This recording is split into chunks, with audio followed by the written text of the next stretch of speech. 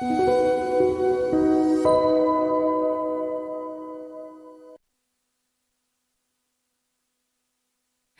한 주간에 있을 이 투자 전략들 함께 알아보겠습니다. 위클리 투자 핫이슈 시간인데요. 오늘도 함께 해주실 분 주식캐스터 연희님 모셨습니다. 연희님 어서 오세요. 안녕하세요. 네, 오늘도 연희님과 함께 저희 한 주간에 있을 이슈들 뒤쪽 표에서 보겠습니다. 네, 이제 글로벌 이벤트가 굉장히 많아요. 오늘 사실 중국 양회 개막하는 소식들도 있고 뒤로 가면 갈수록 미국과 관련된 이슈들도 굉장히 좀 많이 나오는 것 같습니다. 중간중간 또 무슨 인터배터리라든지 뭐 브로드컴 실적, 방산까지 여러 가지가 좀 눈에 띄고 있는데요.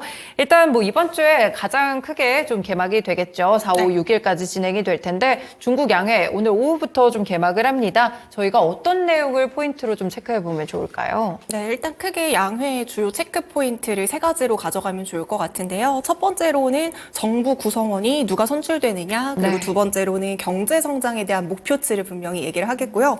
마지막으로는 이제 중국과 관련해서 대외 정책을 어떻게 스탠스를 가져가겠냐, 이렇게 네. 세 가지를 크게 주요 포인트로 짚어볼 수가 있겠습니다. 자, 그중에서 가장 중요한 건 중국이 과연 올해의 경제 성장 목표치를 어느 정도 수준으로 그렇죠. 발표를 하느냐, 이게 네. 좀 관심사일 것 같은데요. 일단 작년의 경우에는 중국이 5%대의 GDP 목표치를 발표를 했습니다. 그리고 작년 같은 경우에는 중국 경제가 생각보다 빠르게 성장해주지 않았고 또 부동산 이슈라든지 여러 가지 좀 리스크들이 있었잖아요. 그럼에도 불구하고 이제 작년 한 해 동안의 경제 성장률이 5.2%를 달성을 하면서 네. 그래도 목표치는 달성을 했습니다. 그래서 이번에 양회 때 이제 또 경제 목표치를 발표를 할 텐데 작년과 비슷하게 한 5%대로 발표를 하지 않을까 네네. 이렇게 전망을 하고 있어요. 근데 이게 또 사실상 중국 입장에서도 5%대보다 낮게 얘기하면 중국 국민들에 대한 신뢰도라던가 이런 거에 대한 눈치도 볼 필요가 있겠고요. 네. 또 이제 다른 국가들에 대한 시선도 생각을 하지 않을 수가 없기 때문에 작년과 비슷한 수준, 한 5%대 수준으로 이제 좀 얘기를 할 것 같고요. 그런데 이제 5% 수준도 사실상 그동안의 중국의 경제 성장률과 비교해서는 굉장히 낮은 수치다 네. 이렇게 생각을 하면 되겠습니다. 그리고 이제 작년에는 목표를 달성을 했어요. 하지만 이제 이번에 중국의 5%대의 GDP를 얘기를 해도 IMF라던가 OECD 같은 경우에는 올해 같은 경우에는 중국이 한 4.4에서 4.7%로 나오지 않겠느냐 이렇게 전망을 하고 있고요. 네. 이제 목표치에 달성하기 위해서는 그러기 위해서는 이제 부동산과 관련한 이제 좀 핵심적인 카드 이런 것들이 필요할 것 같은데요. 최근에 이제 중국이 기준금리를 인하했다라는 거 이제 지난주에 말씀을 드렸고요. 또 추가적으로 부동산 활성화를 위해서 어떤 대책들이 나오게 될지 이런 포인트들을 좀 짚어봐야 될 것 같고요. 또 이제 여기에 플러스 중국이 또 이제 새로운 성장 동력에 대해서도 이야기를 할 텐데 전기차라던가 태양광이라던가 뭐 배터리 관련해서 어떤 계획이라던가 지원 정책이 나오냐에 따라서 또 국내 증시에도 영향을 미칠 것으로 보입니다. 네, 이렇게 또 중국에서 양회가 열리는데 결국에는 경제 성장률에 대한 목표치를 어느 정도로 설정하고 여기에 대한 부양책들은 어떻게 될지 이런 세부 내용들에 대해서 시장의 집중도가 좀 높아지는 것 같습니다. 일단 오늘 오후부터 진행이 되니까요. 관련된 내용들 체크해 보시면 증시 체크하시는데 도움이 좀 되실 것 같고요. 네, 다음 일정 보겠습니다. 사실 오늘 티빙 광고요금제가 또 출시된다 이런 내용이 있는데 네. 넷플릭스도 미국에서 이제 광고요금제를 출시하면서 나름의 또 실적 선방을 가져가고 있잖아요. 이렇게 또 티빙이 이런 광고요금제를 통해서 좀 수익성을 끌어올릴 수 있을지 어떻게 보실까요? 네, 저도 이제 원래는 넷플릭스만 구독을 하는데 최근에 티빙에서도 재밌는 게 굉장히 많이 하더라고요. 네. 또 이제 얼마 전에 종영됐던 내남결이요? 내남결, 네, 그것도 네, 이제 저도 티빙에서 봤어요. 했었고, 네. 그래서 나도 이제 티빙을 좀 구독을 해야 되나 이렇게 생각을 하고 있는데 이제 말씀해 주신 것처럼 넷플릭스라던가 디즈니 같은 경우에는 이미 광고형 요금제를 도입을 하고 있습니다. 물론 이제 광고형 요금제를 도입을 하게 되면 시청자 입장에서는 이제 한 5분 이내로 광고를 봐야 된다는 불편함이 있지만 네. 그럼에도 불구하고 일반 요금 대비 훨씬 저렴하고 또 여기에 동시 접속도 2인까지는 가능하기 때문에 뭐 요즘에 고물가 그리고 또 이제 여러 가지 재밌는 것들이 많으니까 한 개가 아니라 여러 개를 구독을 한다고 해요. 네. 그런 것들을 좀 생각을 했을 때는 나쁘지 않은 대안이라고 볼 수가 있겠습니다. 그리고 이제 실제로도 광고 요금제를 도입을 했는데 그쪽으로 유입되는 구독자, 새로운 구독자들도 굉장히 많이 이렇게 이렇게 늘어난 걸 확인을 할 수가 있고요. 그래서 이제 넷플릭스라던가 디즈니도 이제 실적이 개선된 모습까지도 보여줬습니다. 자, 이제 국내 OTT사 중에서는 티빙이 오늘부터 광고 요금제를 최초로 출시를 하는 거고요. 네. 이제 기본 요금이 9,500원이었는데 광고 요금이 5,500원으로 이제 시작이 된다라고 하더라고요. 그러면 이제 저렴한 요금제가 됐으니 여기에 따른 또 이용자도 확보가 될 거고 여기에 광고 수입까지도 같이 올릴 수가 있기 때문에 이제 티빙은 앞으로 이용자 수도 잡고 광고 수익성까지도 개선될 수 있겠다. 이런 부분들이 좀 기대가 되는 포인트고요. 아시는 것처럼 이제 각 OTT사들은 스포츠 중계권을 다 따내고 맞아요. 있잖아요. 네. 이제 티빙의 경우에는 지금 프로야구 중계권을 확보한 상황인데요. 야구가 보통 이제 뭐 6시 반 이때쯤에 하니까 지하철 타시는 분들은 아시겠지만 지하철에서 많이 보시잖아요. 이제 네. 그때는 보통 이제 TV로도 이제 실시간 중계를 하지만 네이버 쪽에서 이제 같이 실시간 중계를 해줬어요. 근데 이번에 티빙이 중계권을 따내고 나서 네이버 같은 사이트에 재판매를 할 계획이 없다라고 지금 이렇게 얘기를 했던 상황이거든요. 네. 그러면 이제 TV 말고서는 실시간으로 이동할 때 보기 위해서는 티빙을 무조건 구독을 해야지만 프로야구를 볼 수 있다라는 거잖아요. 물론 여기에 대해서도 좀 이야기가 많긴 하지만 아직 확정된 부분은 아니고 최종적으로 얘기를 하겠다라고 얘기를 한 상황이지만 만약에 이제 네이버 쪽에서 실시간 중계를 하지 않게 된다면 워낙에 야구는 또 마니아분들이 많기 때문에 맞죠. 네. 이런 스포츠 구독자들을 또 이렇게 따내는 쪽으로서 수익성을 개선하지 않을까라고 생각을 하고요. 티빙이 오늘부터 광고 요금제를 시작함으로써 다른 국내 OTT사들도 서서히 광고 요금제를 도입하기 시작할 것으로 보입니다. 네, 그렇군요. 광고 요금제가 또 시작이 되면서 과연 수익성을 좀 더 끌어올릴 수 있는 티빙이 될 수 있을지 지켜보시면 좋을 것 같습니다. 네, 그리고 오늘 좀 일정이 많네요. 오상헬스케어 공모청약도 있는데 사실 오상헬스케어 좀 익숙하게 들리는 게 코스피나 코스닥에서 상장된 종목 가운데 또 오상그룹주들 체크를 해볼 수가 있을 것 같은데요.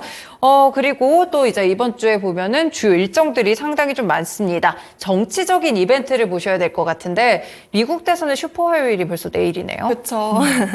이제 아무래도 올해 그냥 글로벌 전체로 따져봤을 때 가장 키워드를 빼놓을 수 없는 게 뭐 금리 인하에 대한 문제도 있겠지만 정치적인 이슈로서는 선거라는 키워드를 또 빼놓을 수가 없을 것 그렇죠. 같습니다. 이미 1월부터 계속해서 주요국들에 대한 선거 일정이 있었고요. 그중에서 가장 큰 최대 관심사는 아무래도 11월에 미국의 대선이라고 할 수가 있겠습니다. 지금 그동안에는 뭐 헤일리 지지율이 막 높아지고 있다 네. 이런 얘기들이 나오고 있지만 이제 또 최근 들어서는 트럼프에게 약간 밀리고 있는 상황이고 결국에는 최종적으로 트럼프가 되느냐 바이든이 되느냐 이렇게 이중 구도로 이제 이어지게 될 것 같은데요.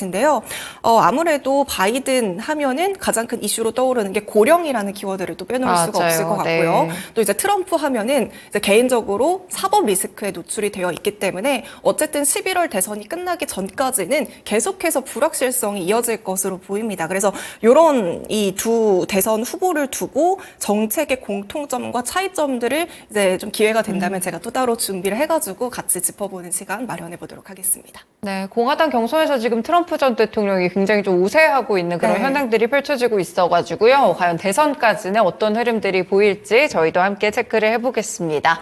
네, 다시 타임라인 보면은 일단 PMI라든지 6일에는 파월 의장 연설도 있고요. 굉장히 일정들이 좀 많은데 그 가운데 또 눈에 띄는 게 인터배터리 2023입니다. 일단 산업통상자원부랑 같이 해서 개최하는 행사로 알고 있는데 배터리와 관련된 신제품들이 이번에 좀 많이 나온다고 하더라고요. 네, 지금 어쨌든 전기차 수요가 둔화되고 있다. 이런 리스크들이 있지만 그리고 또 이제 최근에 전기차보다는 하이브리드 차에 대한 관심도가 정말 많이 맞아요. 높아지고 네. 있더라고요. 그리고 이제 원래 유럽에서도 이제 2035년이 되면은 내연기관차를 판매 금지하겠다 이런 얘기들이 예전부터 나오고 있었지만 이게 또 지연될 수도 있다 이런 얘기들도 함께 나오고 있고 또 최근에 바이든 대통령조차도 전기차에 대한 도입 속도를 좀 속도 조절하겠다라는 멘트들도 나오고 있고 벤츠에서도 내연기관에 대한 라인업을 더 만들어나겠다 이렇게 얘기를 하면서 전기차에 대한 장기적인 수요가 계속해서 불확실성이 더해지는 것 같습니다. 그런데 이제 이번 주에 인터배터리 그 전시회가 코엑스에서 열리게 되는데요. 이게 과연 또 전기차의 모멘텀이 될 수 있을지를 지켜봐야 될 것 같아요. 여기 이제 전시회에는 2차 전지 관련주들 기업들이 대거 이제 같이 참여를 합니다. LG 에너지 솔루션이라던가 SK온이라던가 에코프로, 금양, 포스코 그룹들 굉장히 다양한 기업들이 참여를 하게 되는데요. 여기서 이제 또 신제품이 탑재된 신기술이 탑재된 신제품이라던가 또 이제 가장 중요한 거 보급형 배터리를 어떻게 이제 출시를 하느냐, 네. 원가를 어떻게 절감하느냐 이런 것들을 우리가 좀 주의 깊게 체크를 해봐야 되지 않을까 싶습니다. 네, 그렇군요. 오늘도 기사에서 보니까 LG 에너지 솔루션이랑 SK온이 새로운 배터리를 또 네. 선보인다고 하는데 과연 그 능력이 어느 정도까지 또 확장이 돼 있을지 인터배터리에서 저희가 확인해 보겠습니다. 네, 또 주 후반부로 갈수록 사실 미국에서 지금 고용 데이터도 상당히 좀 중요하게 네. 보고 있는 상황인데요. 고용 지표들 2월 고용 보고서 발표도 있고요. 매주 발표되는 주간 신규 실업수당 청구 건수까지 주 후반에 좀 몰려 있는 것 같습니다. 미국의 고용 상황은 요즘 어떻게 좀 펼쳐질까요? 우리가 1월 고용 데이터를 살펴보면 1월의 고용 데이터가 굉장히 좋아가지고 시장이 굉장히 깜짝 놀랐었잖아요. 네. 그때 이제 보고서에서 1월 신규 고용이 35만 3천 개나 늘어나면서 고용이 뜨겁다가 아니라 정말 뜨겁다라는 것들을 이제 확인을 했었습니다. 자, 그리고 이제 월가 예상으로 이번 2월에 발표되는 신규 고용 건수는 19만 개에서 21만 개 수준으로 전망을 하고 있어요. 자, 그러면 1월 그리고 12월에도 사실상 좀 고용이 뜨거웠었잖아요. 네. 이렇게 2개월 연속으로 신규 고용이 30만 건 이상을 상회하다가 2월에 갑자기 19만 개, 21만 개로 떨어지게 되면 어쨌든 1월보다 줄었네라고 생각을 맞죠. 할 수가 있겠지만 어쨌든 워낙에 전월에 크게 상회한 수치이기 때문에 그걸 감안하면 뭐 19만에서 21만 개의 신규 고용도 굉장히 크다라는 것들을 확인을 할 수가 있고 여전히 미국의 고용은 뜨겁다라는 것들을 확인을 할 수가 있습니다. 하지만 또 이제 시장 입장에서 생각을 해본다면 지금 시장이 기대하는 거는 이제 빨리 금리 인하를 해줄 수 있는 지표들이 나왔으면 좋겠다라는 건데 1월보다 고용 지표가 약간은 둔화되니까 이런 것들을 또 이제 긍정적으로 생각할 수도 있지 않을까 이렇게 네. 생각을 하고 있습니다. 네, 그렇군요. 고용지표와 또 더불어서 금리가 굉장히 또 밀접한 연관이 있기 때문에 그런 부분들 체크해 보시면서 고용지표도 주목을 해보시면 좋을 것 같습니다. 네, 이렇게 한 주간의 이슈들 저희가 함께 정리를 해봤는데요. 이슈로 좀 넘어가 볼게요. 사실 이제 쉬어가는 동안 수은법과 관련돼서 국회 본회의를 통과했다라는 소식이 좀 나왔던 것 같습니다. 방산주들 그래서 지난주에 또 뜨겁게 많이 네. 움직였던 것 같은데 일단 방산주들 이제는 수출길이 좀 뚫렸으니까 앞으로 더 올라갈 여지들이 남아있을까요? 네, 이제 수은법과 관련해서 방산과 관련해서는 예전에서도 제가 몇 번 얘기를 했었던 바가 있었는데요. 이제 잠깐 다시 말씀드리면 복습하는 차원에서 말씀을 드려보자면 보통 이제 무기를 구입하는 국가들이 이제 해당 기업들에게 그냥 돈을 현금으로 다 주는 게 아니라 그 우리나라에게 대출 금융 지원을 통해 가지고 무기를 사게 되는 거거든요. 네. 근데 이제 그 법이 있어요. 수출입 은행의 경우에는 자기 자본의 40% 이상을 대출을 해줄 수가 없게 정해져 있습니다. 근데 우리가 폴란드 1차 계약을 했을 때 대출의 한도가 거의 98%까지 거의 다 찬 상황이었었거든요. 네. 그래서 1차 계약을 마치고 이제 또 이어서 2차 계약이 이어지는 시점에서 이 한도가 다 찼으니까 우리나라 입장에서는 추가적으로 폴란드에게 대출을 해줄 수가 없는 상황이었습니다. 그렇죠. 네. 그래서 이게 굉장히 오랜 시간 동안 2차 계약에 대한 지연이 있었었거든요. 근데 우리가 또 이제 걱정을 하게 되는 건 수은법에 대한 개정도 개정이지만 이게 개정이 늦게 되면 늦게 될수록 혹시라도 폴란드 입장에서 마음이 변해가지고 계약을 파기하지는 않을까 이런 좀 리스크들이 있었기 때문에 그동안의 방산 기업들에 대한 수출이 굉장히 좋았고 수주 잔고가 쌓여 있다고 하더라도 이런 수은법 개정에 대한 리스크 때문에 약간 해소되지 못한 그 불편함들이 존재를 했었거든요. 네네. 근데 최근에 이제 수은법이 통과가 되면서 기존의 자본금 한도가 15조 원이었는데 이번에 이제 통과가 되면서 25조 원까지 늘어나게 됐습니다. 그래서 이제 98%대로 찼었던 그 한도 소진이 지금은 60%까지 떨어졌기 때문에 네. 추가 수출에 대한 계약 속도가 조금 더 빨라질 것이다 이렇게 기대를 하고 있고요. 그래서 최근에 이런 수은법 개정이 점차 가시화되는 과정에서도 이제 방산주들에 대한 주가도 많이 상승했던 바가 있습니다. 그래서 2월 동안의 주요 방산주들의 좀 실적을 보면요, 실적이 아니라 그 주가 주가요? 상승률을 네. 보면요, 현대로템 같은 경우에는 2월 동안에 지금 한 18% 정도 상승을 했고요. 한화 에어로스페이스 같은 경우에는 35%가량 상승을 했고 LIG 넥슨 같은 경우에는 36% 정도 상승을 하면서 굉장히 많이 올랐다라는 것을 확인을 할 수가 있습니다. 네. 그래서 이렇게 이번에 수은법이 통과가 되면서 불확실성이 해소가 됐다는 측면에서 이제 2차 계약, 3차 계약 또 다른 수주 물량까지도 확보를 하게 되면 방산주들의 추가적인 모멘텀을 기대해 볼 수 있겠다라고 이제 생각을 하고 있고요. 네. 이제 여기서 개별 기업들의 모멘텀을 좀 살펴보면 먼저 한화 에어로스페이스를 좀 체크를 해보자면 뭐냐면요. 이번에 하나 에어로스페이스의 4분기 실적이 굉장히 시장 예상보다 높게 나오면서 맞아요. 실적이 네. 굉장히 잘 나왔어요. 근데 이번에 실적이 잘 나왔었던 거는 이제 그 전에 그 폴란드발 계약에 대한 그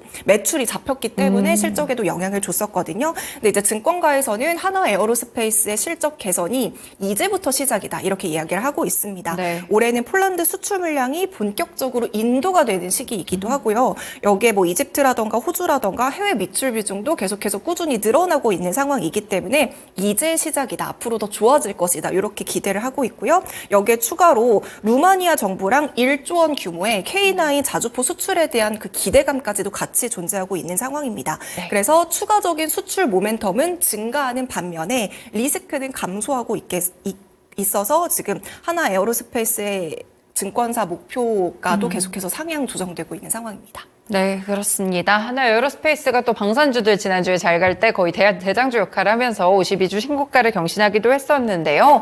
이와 더불어서 사실 현대로템도 뭐 급등세가 나오기도 네. 했었어요. 현대로템은 좀 여러 사업들이 있는데 방산도 좋지만 철도까지 수주가 많이 늘어났다고 하네요. 네, 맞아요. 현대로템도 4분기 실적이 예상보다 좋게 나왔습니다. 앞서서 제가 말씀드렸던 하나 에어로스페이스와 마찬가지로 이번 4분기 실적에 이제 그 방산에 대한 그 매출까지도 같이 잡혔던 부분들이 있는데 네. 이제 방산뿐만이 아니라 또 같이 체크를 해볼 수 있는 게 철도 부분에 대한 성과도 굉장히 좋았다 이렇게 보여지고 있습니다.